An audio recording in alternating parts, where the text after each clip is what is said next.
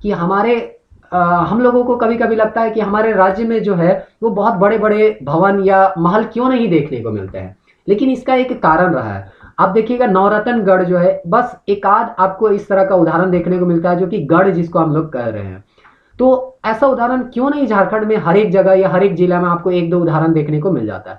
इसका कारण एकदम स्पष्ट है कि यहाँ के जो राजा होते थे वो केवल उसी समय राजा होते थे जब निर्णय लेना होता था। यहाँ के पाहन पुजारी जो होते थे उसी समय पाहन होते थे जब पूजा करना होता था। बाकी समय लोगों के बीच वो ऐसे घुल मिल जाते थे कि पता नहीं चलता था कि कौन राजा है, कौन पाहन है और कौन मजदूर है, कौन मालिक है। और इसीलिए जो हम लोग कहते हैं कि फ्रांस की क्रांति जो कि 1789 में हुआ, उसके बाद उसका जो संविधान धीरे धीरे बना, उससे प्रभावित होकर हमारे प्रस्तावना में स्वतंत्रता, समानता, समता और बंधुता को स्थान दिया गया है। लेकिन ये जो स्वतंत्रता, समता और बंधुता है, ये झारखंडी संस्कृति में शुरुआत से ही देखने को मिलता है। अगर स्वतंत्र नहीं होते, अगर इनके ऊपर गुलामों की तरह शासन किया जाता, तो राजा यहाँ के प्रजा के से टैक्स लेते और टैक्स लेके बड़े बड़े भवन और महल का निर्माण करते। लेकिन यहाँ ऐसा देखने को नहीं मिलता है। जैसे प्रजा है वैसे राजा रहता था, और इसीलिए इन लोगों को शान शौकत में जीने का कोई आदत नहीं था।